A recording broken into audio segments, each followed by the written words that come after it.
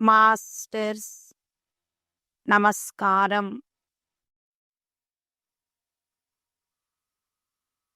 Savitri consciousness.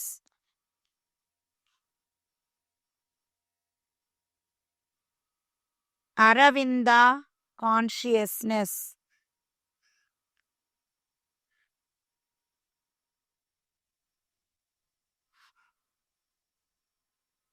Yoga teach, ప్రాణ treat.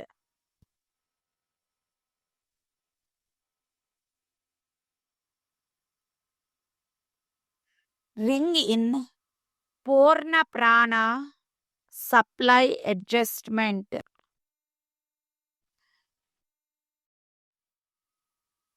Let us meditate on the most auspicious form of Savitri, on the light of the Supreme, which shall illumine us with the truth. Andhra Mahasavitri 20వ అధ్యాయం. ఆత్మశోధన.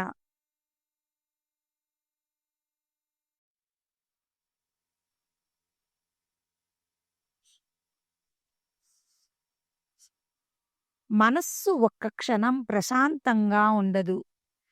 తనలోకి లోలోతులకు చొచ్చుకొని పోయి రెక్కలు విప్పుతుంది. మహావేగంతో పయనించి ఖగోళాన్ని చుట్టి వస్తుంది. తనకు తెలియని, పరిచయం లేని సూక్ష్మ లోకాల విషయాలు అందుకుంటుంది. అందుకు మనస్సుకు పరోక్షంగా సహాయపడేది ఆత్మ. భావ శిఖరాలపై తను కల్పించుకున్న దేవతా రూపాలను ప్రతిష్ఠించుకుంటుంది. అటు స్వర్గం, ఇటు నరకం రెంటితో మనసు చెలిమి చేస్తుంది. అది మానవ జీవిత ఉపరితలం. లోపలి మనస్సే మనిషి, మనసే సమస్తం. మనస్సు పరమాత్మను పరామర్శించగలదు, నరకాన్ని స్పృశించగలదు. అక్కడ అంతర్లోకం ఒకటి ఏర్పరచుకుంటుంది. అది మనస్సుకు సొంతం. ఆ లోకం అవతల మనస్సుకు అందని మందిరం ఒకటి ఉంది. దాని లోపల ఒక మహాశక్తి ఉంది. అది జీవునికి అందని ఆనందాలను తనలో దాచి ఉంచుతుంది. ప్రశాంతికి ఆలంబనలైన సుధలు అక్కడ లభిస్తాయి. అది అవ్యక్త దివ్యత్వం. చాలా దూరంగా ఆత్మ అంతర్మందిరంలో అది నిగూఢంగా ఉంటుంది. ఎన్నో చీకటి ద్వారాలను తెరుచుకుంటూ ముందుకు పోతే గాని అక్కడికి చేరలేం. అది సుషుప్తి సీమలలో రహస్యంగా ఉండి మనస్సుకు అందదు. పరమాత్మ తన సందేశాలను, తన శక్తిని, తేజస్సును ఆ మందిరంలోనే ఆత్మకు ప్రదానం చేస్తాడు. కాల రహస్యాలన్నీ అక్కడ అద్దంలో బింబంలా కనిపిస్తాయి. మనిషి చేసే మంచి పనులన్నీ భగవంతుడు కన్నకలలే.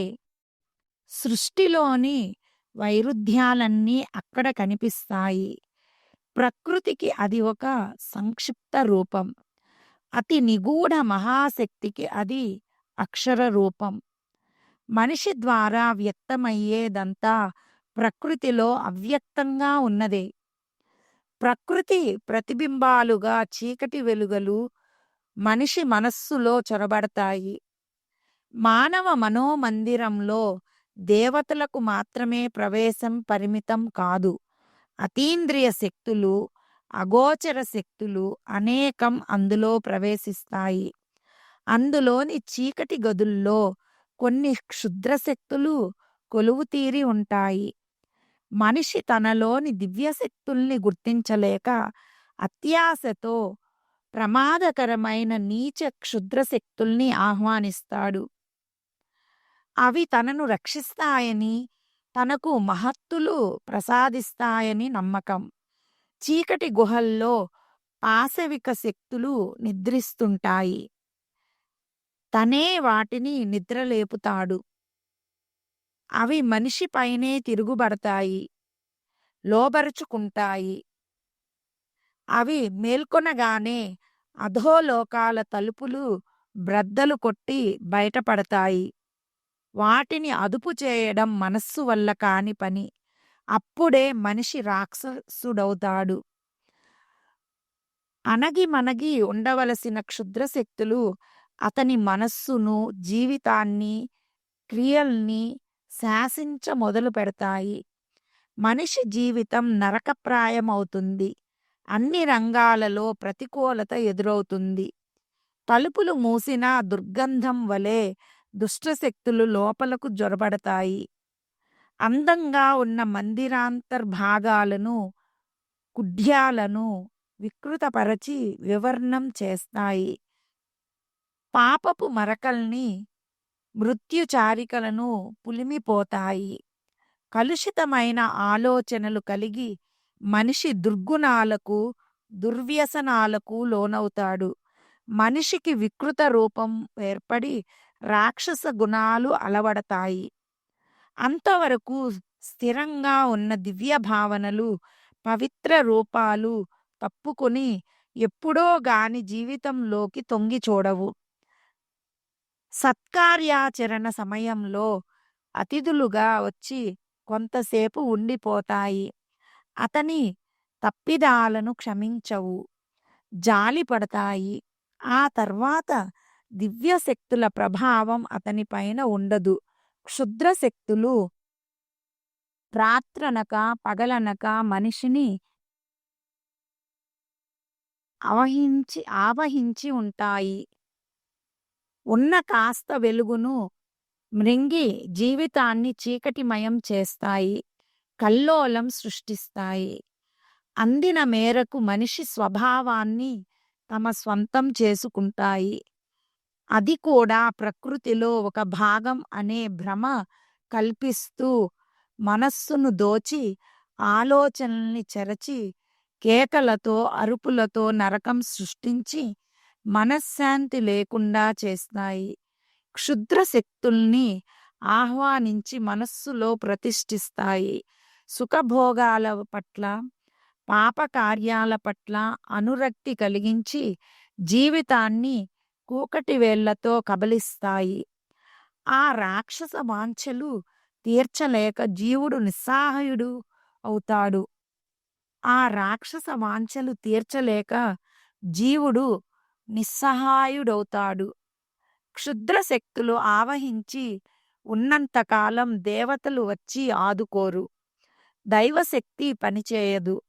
అప్పుడు మనిషికి తన శరీరం పైన, మనస్సు పైన తన పెత్తనం ఉండదు, పరాధీనుడవుతాడు. ఆ క్షుద్రశక్తులకు ఆత్మను బలిదానం చేస్తాడు. మురికి కోపంలో పడి సుఖాలలో కుళ్ళిపోతాడు. మురికి కోపంలో పడి సుఖాలలో కుళ్ళిపోతాడు. తన స్వభావంలోని విచ్ఛిన్నకర శక్తులు విజృంభించి అతనిపై తిరుగుబాటు చేస్తాయి. అట్టడుగున చీకటి గదుల్లో దాగిన శక్తులు ఒక్కసారి బయటపడతాయి. అతని బలహీనతలే అతనికి ఆధారం. క్షుద్ర శక్తులు అనేక రూపాలలో భ్రమ పెడుతుంటాయి. మనిషి బలహీనత ఆ క్షుద్ర విద్యల్ని ప్రోత్సహిస్తుంది, క్షుద్ర శక్తుల్ని పోషిస్తుంది. అది మొత్తం మానవ జాతినే నాశనం చేయగల శక్తి కలది. అవి ప్రకోపించి మనిషి ఆత్మను స్వాధీనం చేసుకుంటాయి. ప్రతి మనిషిలో ఎప్పుడో ఒకసారి ఈ బలహీనత బయటపడుతుంది. యమకింకరులు మారు వేషాలలో సంచరిస్తారు. అన్ని వేపుల నుండి అవి మనిషిలో చొరబడతాయి. రక్త పిపాస, హత్యాభీరతి మానవతను నాశనం చేసి సృష్టి సౌందర్యాన్ని దగ్ధం చేస్తాయి. మృత్యువు, యమదూతలు అనేక రూపాలలో భూమిపైకి వస్తారు. మృత్యుదేవత ప్రతి ఇంటి తలుపు తడుతుంది. ప్రపంచాన్ని చూచి మనుషుల స్వభావాలను చూచి మృత్యుదేవత నవ్వుకుంటుంది. స్వర్గాన్ని కోరే మనుషులను యాతనలకు గురిచేస్తుంది. మృత్యుదేవతకు సర్వం ఆహుతి కావలసిందే. సృష్టి సైతం ఆపాత శిఖరం చలిస్తుంది. మానవ హృదయంలో పాపపు ప్రవృత్తి ప్రమాదకరంగా మారుతుంది. ఒక్క ఆత్మశక్తి దానిని దగ్గరకు చేరనీయదు. ఆత్మను గుర్తించిన మనిషి పాపాన్ని తన దగ్గరకు చేరనివ్వడు. భగవంతుని దివ్యశక్తికి ధీటుగా నిలుస్తుంది క్షుద్రశక్తి. అది పాపాలను పోగు చేసుకుంటుంది. మనిషిని వ్యసనాలకు బానిసను చేస్తుంది. దివ్యధామానికి చేర్చే రహదారులన్నింటినీ మూసివేస్తుంది.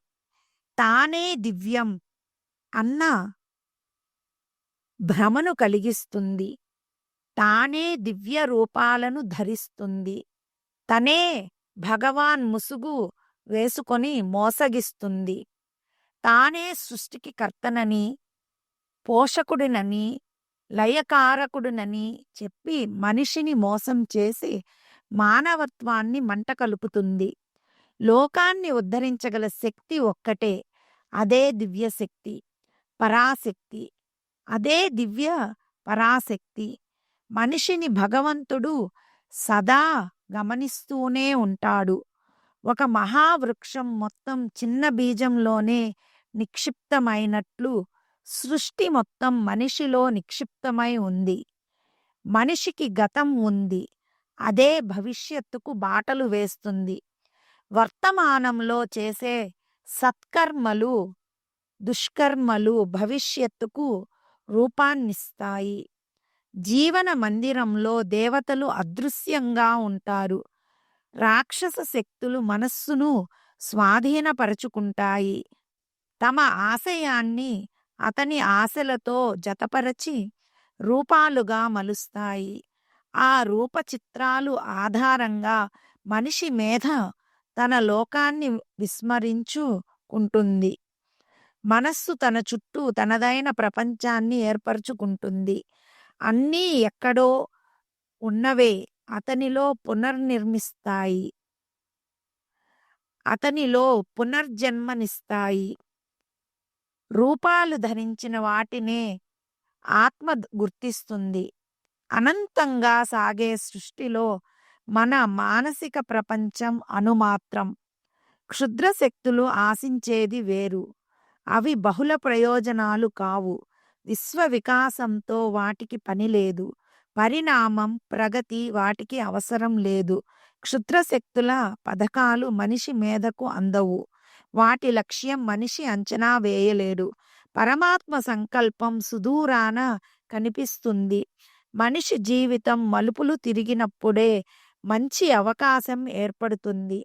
అది మనస్సులో స్థిరపడినప్పుడు గమ్యం తెలుస్తుంది. ఆ దిశగా ప్రయాణం మొదలవుతుంది. వివేకం బాహ్య విషయాలకే పరిమితం. మనల్ని అదృశ్యంగా ఒక పరాశక్తి నడిపిస్తుంది. గతాన్ని వర్తమానంతో సంధానపరిచి భవిష్యత్తుకు అదే బాట వేస్తుంది. జీవితంలో గొప్ప మలుపులన్నీ అసంకల్పిత చర్యలే. ఏ కొద్ది మందికో భవిష్యత్ దర్శనం సాధ్యపడుతుంది. కొందరికే స్థిర సంకల్పం ఏర్పడుతుంది. కొందరికే జీవితానికి లక్ష్యం, గమ్యం తెలుస్తాయి. మనిషి నిర్వహించవలసిన మహత్కార్యాలు ఎన్నో ఉన్నాయి. మనిషి బ్రతికేది చీకటి గుహలో. కాలంలో అన్నీ కరిగిపోతాయనుకున్న గత జన్మల నీడలు ఆంతర్యాలంలో మసలుతుంటాయి. కనిపించని గత జన్మల ప్రభావంతోనే భవిష్యత్తులో మన ఆత్మ పరిశోధన సాగుతుంది. ఆత్మలు, సంఘటనలు ఒకే గొలుసులోని గొళ్ళాలు. కానీ ఎప్పటికప్పుడు అప్పుడే జరుగుతున్నట్లు అనిపిస్తుంది. మనం మరచిన పురాకర్మలు పునరావృత్తం అవుతాయి. మన గతమే భవిష్యత్తుకు బాటలు వేస్తుంది. మన వేగాన్ని గతం తగ్గిస్తుంది. పాతిపెట్టిన శవాల నుండి భూతాలు పుట్టుకొచ్చినట్లు ఇప్పటి ప్రేమలు, ద్వేషాలు, ఇష్టాలు, కోరికలు అన్నీ పాతవే. అవి మనం నిద్రించేటప్పుడు మనస్సులో ప్రవేశిస్తాయి. అప్రయత్నంగా మన పెదవులు దాటి బయటపడే ఆలోచనలు పూర్వ సంస్కార ఫలితమే. సంకల్పాన్ని కలిగించేవి, వివేకాన్ని కదిలించేవి అవే. మన వ్యక్తిత్వంలో గతం కనిపిస్తుంది. ఒకనాడు మనదైన వ్యక్తిత్వాన్ని ఇప్పుడు త్రోసివేయలేం. మన జీవన విధానంలో గతం స్పష్టంగా కనిపిస్తుంది. గత జన్మల కర్మశేషం అంతరంగంలో చీకటి కోణాలలో దాగి ఉంటుంది. అన్నింటికీ మనస్సు కేంద్రం. మనస్సు వాటిని అదుపు చేసి శాసించగలదు. మందిర ద్వారాల వద్ద ఉన్న రక్షకులు వాటిని పట్టించుకోరు. మనోమందిర ద్వారాల వద్ద ఉన్న రక్షకులు వాటిని పట్టించుకోరు. జ్ఞాపకాలు సైతం వాటిని వదిలిపెడతాయి. ఆ అలక్ష్యం వల్ల అవి మరింతగా తలెత్తుతాయి. ఒకప్పుడు ఉన్నవి పూర్తిగా నశించిపోవు. మనలో, మన చుట్టూ ప్రపంచంలో, చీకటి కోణాలలో గతంలో వదిలిన గుణాలు కదులుతూ ఉంటాయి. ఆలోచనల అవశేషాలై అవి మన స్వప్నాల్లోకి నిరాటంకంగా నడిచి వస్తాయి. అవి ప్రేరణ కలిగించి, ఆలోచన రగిలించి, ఉద్దీపించి అదొక అద్భుత ప్రపంచమనే భ్రాంతిని కలిగిస్తాయి. ప్రకృతి సంఘటనల్ని మనం ప్రతిఘటించలేం.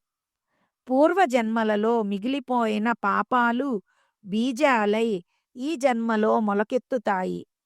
అప్పుడు విస్మరించిన పాపకార్యాలను ఇప్పుడు తలకెత్తుకుంటాం.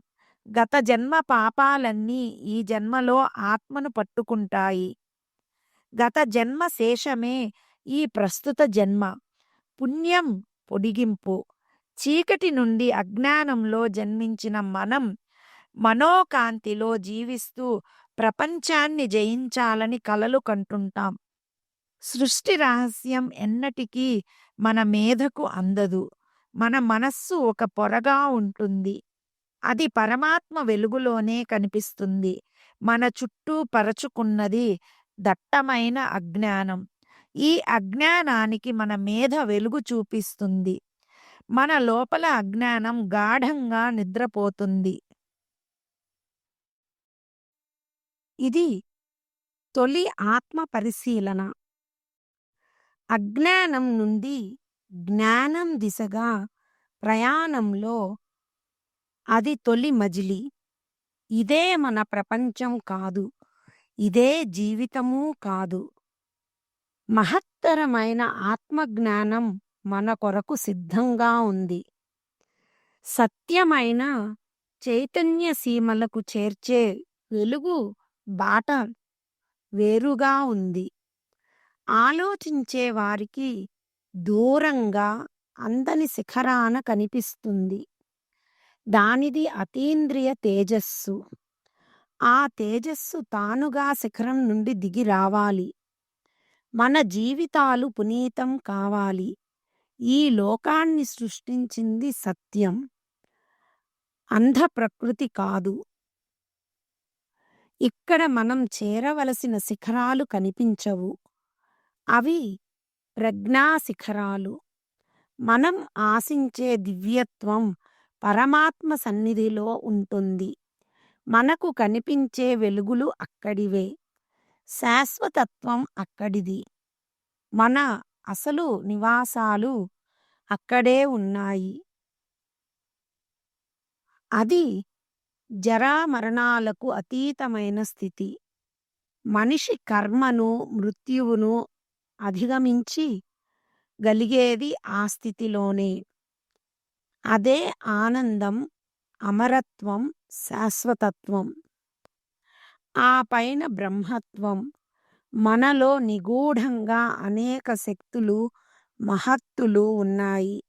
అవి సమయం వచ్చినప్పుడు బయటపడతాయి. దేవుళ్ళు ఎవరో మనకు సహాయం చేస్తున్నారనుకుంటాం. లోపల నుండి అంతర్వాణి, పైనుండి దివ్యవాణి వినిపించినట్లవుతుంది. మరేదో వెలుగు కనిపిస్తుంది. మన ఆత్మ తన మార్మిక మందిరం నుండి పని ప్రారంభిస్తుంది. దాని ప్రభావం మనస్సు పైన, హృదయం పైన పడుతుంది. అంటే మనం ప్రపంచ పరిధుల్ని దాటి పైకి పోయినట్లు. ఆత్మ ఎప్పుడూ మంచినే అన్వేషిస్తుంది. సౌందర్యాన్ని ఆరాధిస్తుంది. పరమాత్మను వెతుకుతుంది. ఈ మన శరీరం దాటిన తర్వాతనే ఆత్మ అనంతత్వంలోకి ప్రవేశించగలుగుతుంది. ఈ మన శరీరం దాటిన తర్వాతనే ఆత్మ అనంతత్వంలోకి ప్రవేశించగలుగుతుంది. ప్రపంచ పరిధిలో అన్నీ అర్ధసత్యాలే గోచరిస్తాయి. దృశ్య ప్రపంచానికి ఆవల సత్య ప్రపంచం ఉంది. సత్యాన్ని దర్శిస్తే ఆ సత్య ప్రపంచంలో ప్రవేశించినట్లు. మన అంతర్మేధకు పరమాత్మకు సంబంధం ఉంది. పరంజ్యోతి వెలుగులు మార్మిక ద్వారాల ద్వారా మనలోకి ప్రవేశిస్తాయి. ఆ మందిరంలోనే తేజశరీరులు, ప్రజ్ఞానిధులు కనిపిస్తారు. వారి తేజోస్పర్శ మన శరీరాలకు సోకినప్పుడు పులకించిపోతాం. తలెత్తి ఆత్మజ్యోతిని దర్శిస్తాం. ఈ మన జీవితం అవతల మహత్తరమైన మరో జీవితం ఉంది. మనం 2 రెక్కల సాయంతో ఎగురుతున్నాం. అంటే 2 శరీరాలతో బ్రతుకు సాగిస్తున్నట్లు. సూక్ష్మ శరీరం బయటకు కనిపించదు. అది యోగులు మాత్రమే చూడగల శరీరం. సామాన్యులకు అది ఎప్పుడో స్వప్నంలో కనిపిస్తుంది. పరమాత్మ భావనలకు స్పష్టమైన ఛాయలవి. మానవ జాతి ఆవిర్భవించిన తొలినాళ్లలో మనిషి వానరుడు, వంగి నడిచేవాడు. తర్వాత పరిణామంలో కుండలినీ శక్తి వేణుద్వండం ద్వారా ప్రసారం అయినప్పుడు వెన్ను నిటారై నిలబడి నడిచాడు. దైవశక్తుల్ని కూడతీసుకుని ప్రజ్ఞను పెంపొందించుకున్నాడు. కన్నులలో ఆలోచనలు, హృదయం నుండి ఆత్మ తొంగిచూచాయి. నిటారుగా నిలిచి భృకుటి ముడిచి ఆలోచించసాగాడు. ఆకాశంలోకి చూచి నక్షత్రాన్ని గమనించాడు. సృష్టి సౌందర్యంతో తన అందాన్ని పోల్చుకున్నాడు. హృదయంలోని తేజస్సును వదలి స్వప్న సీమలలో విహరించసాగాడు. తాను ఆత్మ ద్వారా అందుకోవలసిన లోకాలు ఉన్నాయని గ్రహించాడు. అది ఆత్మజ్ఞానం. కొంతకాలం చీకటిలో క్షుద్రశక్తులతో సహవాసం చేశాడు. అంధకారం నుండి వెలుగు కోసం అన్వేషించాడు. దివ్యనాదాలు విని అగోచరాన్ని ఊహించసాగాడు.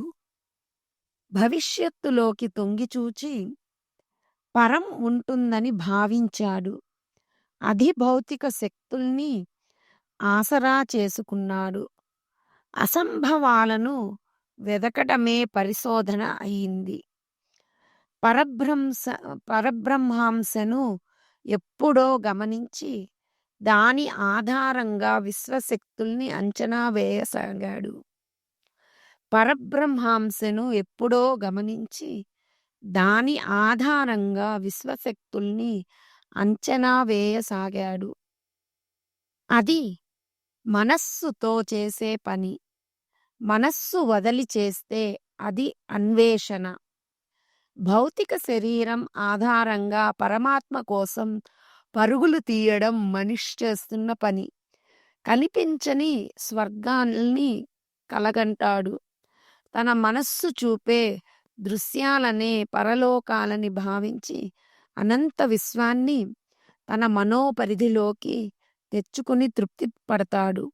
దీర్ఘకాలం అలా పయనించి చివరికి ఒంటరిగా మిగిలిపోతాడు. తన కాళ్ళ క్రింది నేల శిఖరాగ్రం అని భ్రమ. సూర్య తేజస్సును చూచి ఆధ్యాత్మిక తేజస్సు అని భ్రమపడతాడు.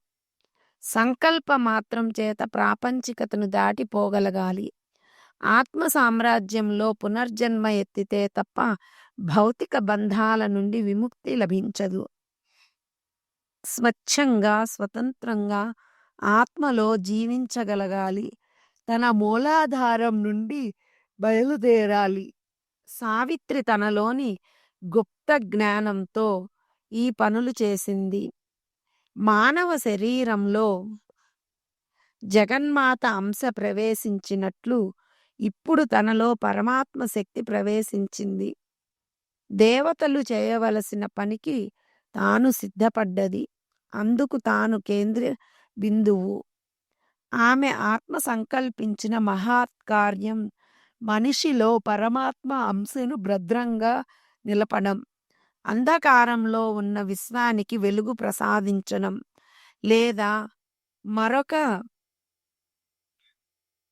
నవ్య మానవత ఆవిష్కరింపచేయడం.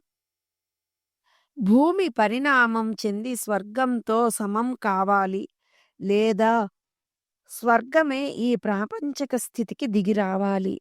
ఆ మహత్తర పరిణామం జరగడానికి మనిషి హృదయంలో దాగి ఉన్న మార్మిక శక్తులు బయటకు రావాలి.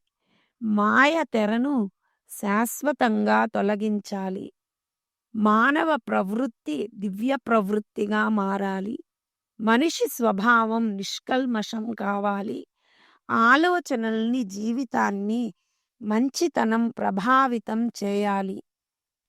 ఆలోచనల్ని జీవితాన్ని మంచితనం ప్రభావితం చేయాలి. పరమాత్మ శాసనం ఔదల దాల్చి ఆమె నిశ్చింతగా ఉంది.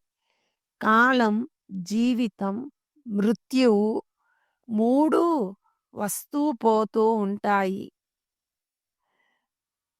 కదులుతుంటాయి. అవి ఆమెకు అవరోధం కాదు. సామాన్య మానవునికి సైతం దివ్య దృష్టి కలిగించవచ్చు. అందుకు సావిత్రి సిద్ధమైంది. ఆమె మనోనేత్రం తెరుచుకుంది. స్వార్థం మనిషి పైన ముసుగు వేసి ఉన్నంతకాలం ఆత్మను మాయ వదలదు. సావిత్రి నా అనే స్వార్థం వదిలింది. తన సత్యవంతుని మరచింది. విశ్వకామన ఆమెలో చోటు చేసుకుంది. మాయ తెర తొలగిపోయింది. ఆమె ఆత్మదర్శనానికి సిద్ధమైంది. మాస్టర్స్ నమస్కారం. Masters consciousness